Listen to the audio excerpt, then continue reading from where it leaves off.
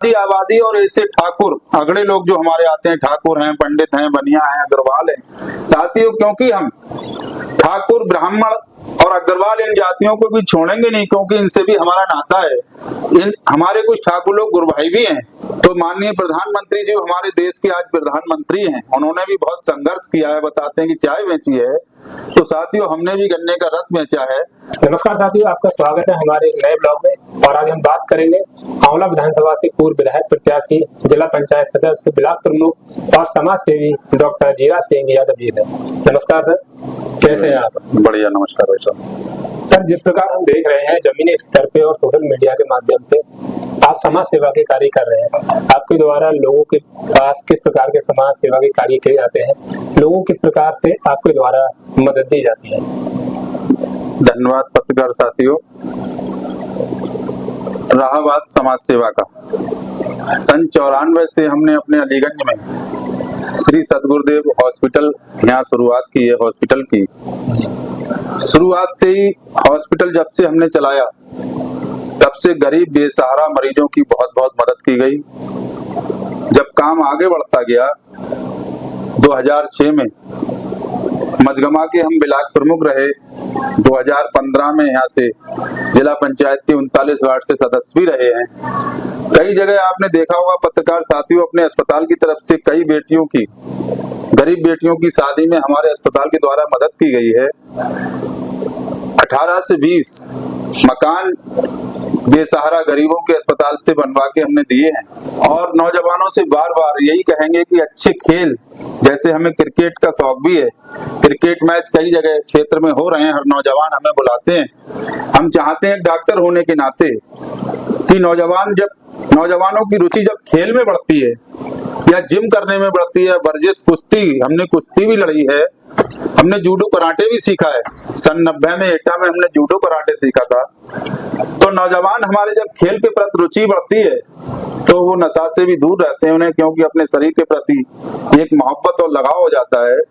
तो बार बार हम अपने नौजवानों से यही सुझाव देंगे नौजवानों को, आप अस्पताल आकर के बेधड़क हमसे मिल सकते हैं। कहीं टूर्नामेंट कराना चाहें, दौड़ प्रतियोगिता कराना चाहें, तो हम उनकी बढ़ चढ़ के उनकी मदद करेंगे। जो भी अच्छे अच्छे इनाम होंगे अपने हॉस्पिटल की तरफ से हम देते हैं और देते भी रहेंगे। राजनीति से जुड़े हुए व्यक्ति हैं, जिस प्रकार हम देखते हैं अन्य विधानसभाओं में शिक्षा, रोजगार आदि के अवसर ज्यादा मिल रहे हैं लोगों के लिए, और वो विधानसभाएं ज्यादा उन्नति कर रही है, ज्यादा तरक्की कर रही है। मगर हमारा आंवला विधानसभा काफी पिछड़ा हुआ है।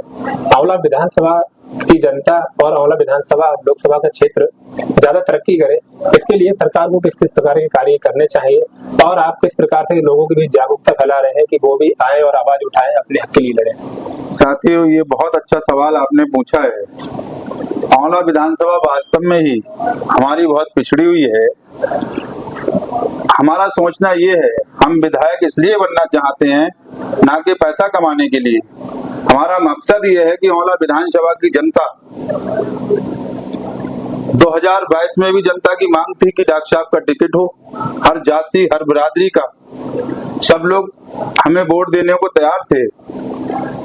और हमारा मकसद है कि जब 2027 में चुनाव की तैयारी शुरू कर दी है, आंवला विधानसभा की हर गांव गलियारे से, हर घर घर से फिर से एक आवाज आने लगी है कि डॉक्टर साहब का समाजवादी पार्टी से टिकट हो, हम लोग उन्हें जिताएंगे। और साथ ही आंवला की जनता जब हमको विधायक बनाएगी तो आंवला की हर जाति, हर बिरादरी, हर बुजुर्ग, हर हमारी माँ बहन, हर नौजवान यहाँ का विधायक होगा।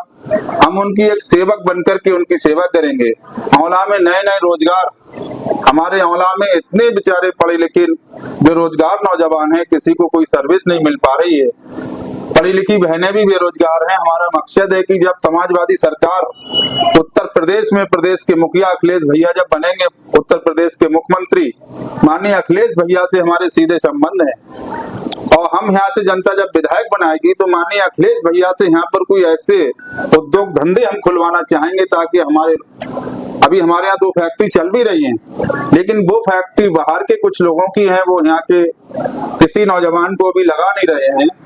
लेकिन माननीय अखिलेश भैया से मिलकर के जब यहाँ रोजगार धंधे उद्योग धंधे खोले जाएंगे तो यहाँ के नौजवानों को बहुत ही ज्यादा अवसर मिलेगा, हम उन्हें लगवाने का काम करेंगे। और भी यहाँ के रोड गांव में आपने देखा होगा आने जाने के लिए बरसात में कुछ रास्ते ऐसे हैं जो कि आवागमन बाधित हो जाता है, लोग अपने मरीज को भी नहीं ला पाते हैं। हमने जिला पंचायत से खादर के कमालपुर के कई गांव के खरंजे अपने अस्पताल से जिला पंचायत की निधि से डलवाए हैं। ब्लॉक प्रमुखी से भी हमने काफी काम किया है और हमारा विचार यही है कि हमारी औला विधानसभा का चौमुखी विकास हो, ज्यादा से ज्यादा यहाँ तरक्की हो, हर भाई बहन का भला हो। अभी आपने देखा होगा भीमलोर में एक मकान गिरा है, अब से 5-6 दिन पहले रात को बारिश में भीमलोर में जगन्नाथ लोधी जी का मकान बुरी तरह से टूटकर गिर पड़ा। 8 लोग उसमें बेचारों के चोट आई है। हम और औला के सांसद माननीय नीरज मौर्य जी उनके साथ हम वहां पहुंचे, उनके हालात देखकर हमें बहुत दुख हुआ। साथ ही उनकी 3 बकरी भी उसमें दब के मर चुकी हैं। हमने वहीं पर कहा कि आप चिंता मत करना, 3 बकरी हम आपको अस्पताल की तरफ से देने का काम करेंगे और 3-4 महीने इंतजार करने के बाद मकान उनका अगर नहीं बनता है तो उनका मकान भी अस्पताल की तरफ से हम बनवाने का काम करेंगे। डॉक्टर साहब, जैसे कि बहुत सारे युवा ऐसे हैं जो आपसे जुड़ना चाहते हैं, आपके समाज सेवा आपके राजनीति के साथ में जुड़ करके वो भी समाज के अन्य लोगों को लाभ मिल सके इस मुहिम में आगे बढ़ना चाहते हैं, तो अगर वो युवा आपसे जुड़ना चाहे तो वो आपसे किस प्रकार जुड़ सकते हैं? साथियों, औला का हर नौजवान हर युवा हमारा भाई है और डॉक्टर से तो एक ऐसा नाता होता है कि नौजवान अपने दिल की बात कह सकता है। विधायक बनने के बाद हम नौजवान और बुजुर्ग तो विधायक से मिल सकते हैं, लेकिन हमारी माताएं बहनें वोट देने के बाद कभी विधायक देखने को नहीं मिलता। लेकिन सबसे खुशी की बात है कि हमारी माताएं बहनें भी यहाँ आकर के दवा लेने आएंगी, हमसे अपने दिल की पीड़ा कहेंगी। और विधायक रात को कभी नहीं मिलते हैं, लेकिन हम रात को पूरा परिवार यहाँ पर जगते हुए मिलेंगे, क्योंकि यहाँ पर अपना अस्पताल चलाते हैं। युवाओं से हमारा कहना है कि बेधड़क बेझिझक आप अस्पताल आकर के मिल सकते हैं। हमारा नंबर अधिकतर सभी नौजवानों पे है, आप हमें अपने घर भी बुला सकते हैं। हम उनके एक कहने पर, जरा सी बात कहने पर, उनके बुलावे पर उनके घर पहुंचेंगे, उनके सुख दुख में उनके शामिल होंगे। डॉक्टर साहब, हमने जैसा कि रिसर्च किया था कि आपके जीवन का जो शुरुआती दौर रहा है, आपने कई प्रकार के बिजनेस भी किए थे, गन्ने के जूस का भी आपने काम किया था, तो वो आपके जीवन की क्या कहानी रही है?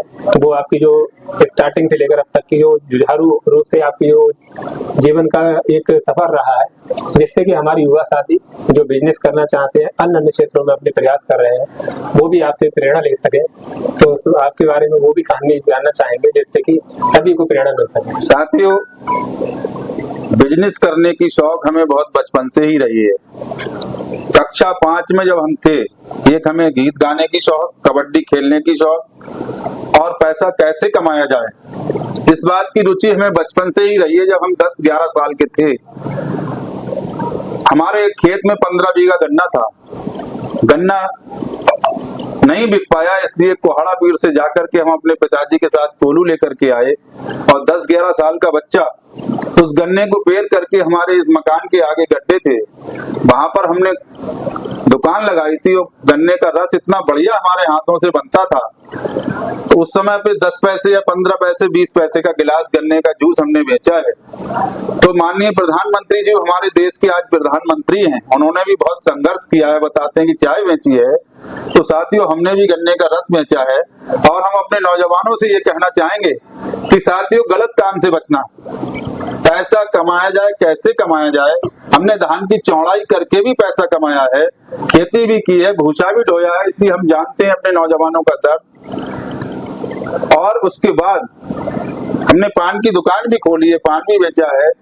जब शादी हुई थी उसके बाद पिताजी ने हमें मीठे की दुकान खुलवाई थी, हमने मीठा भी बेचा है। साथियों, बराबर पैसा कैसे कमाया जाए और उस पैसे में से शुरू से ही अपने मित्रों की मदद करना। कहीं कोई हमारे क्लास में बेचारा कमजोर होता था, हम अपने उस साथी को भी किताब दिलाने से लेके उसकी मदद करते थे, क्योंकि साथियों, इंसान की तरक्की जैसी जिसकी नियत वैसी उसकी बरकत। हमेशा इंसान की तरक्की उसके विचारों से होती है और हर समय भलाई के काम करना चाहिए, क्योंकि किसी ने कहा भी है, किए जा तू जग में भलाई के काम, तेरे दुख दूर करेंगे राम। तो जो हमने हमारे पिताजी ने भलाई की है उसी का आज रिजल्ट है कि भगवान ने आज हमें तरक्की दी है। घर में 3 बच्चे हमारे पीजी कर रहे हैं। बड़ा बेटा एमडी शाहजहांपुर से कर रहा है पैथोलॉजी में, छोटा बेटा एमडी मेडिसिन राममूर्ति से कर रहा है, उसकी पत्नी राजश्री से गायनी से एमएस जो कि 6 महीने में पूरी होगी, और भी 6 डॉक्टर हमारे घर में हैं। साथियों, कुछ दिनों के बाद हमारा एक इच्छा है कि हम बड़ा सा अस्पताल अपनी औला विधानसभा में ही बनाएं, और अस्पताल को बना करके किसी गरीब की आंत बस्ट हो जाती है, किसी के मोतियाबिंद है, तो उसका हम फ्री इलाज अपने अस्पताल में कराया करेंगे। जीवन में किसी कोई भी कार्य किया जाए वो पूरी ईमानदारी से करें, और दूसरा उसमें किसी भी तरीके का छल कपट बेईमानी नहीं होनी चाहिए। जैसा कि डॉक्टर साहब ने बताया कि उन्होंने जो भी काम किया पूरी लगन के साथ किया, गलत कार्यों से हमेशा बच के रहे। डॉक्टर साहब जैसे कि समाजवादी पार्टी के राष्ट्रीय अध्यक्ष अखिलेश यादव जी ने पीडीए का नारा दिया है, तो पीडीए के नारे को जनता किस प्रकार से समझे? क्या ये किसी जाति वर्ग विशेष के लिए है, क्या सर्व समाज के लिए है? साथियों, पीडीए का जो नारा है, कहा तो ये गया है कि पी से पंडित भी हैं, वैसे तो पी से पिछड़े, डी से दलित, ए से अगड़े और आदि आबादी, लेकिन आदि आबादी और ए से ठाकुर, अगड़े लोग जो हमारे आते हैं, ठाकुर हैं, पंडित हैं, बनिया हैं, अग्रवाल हैं। साथियों, क्योंकि हम ठाकुर, ब्राह्मण और अग्रवाल इन जातियों को भी छोड़ेंगे नहीं, क्योंकि इनसे भी हमारा नाता है। हमारे कुछ ठाकुर लोग गुरभाई भी हैं। इन साथियों को भी हम अपने पीडीए के नारे के द्वारा इन साथियों का सम्मान करेंगे, इनके बच्चों को भी कहीं मौका मिलेगा, रोजगार देने का काम करेंगे।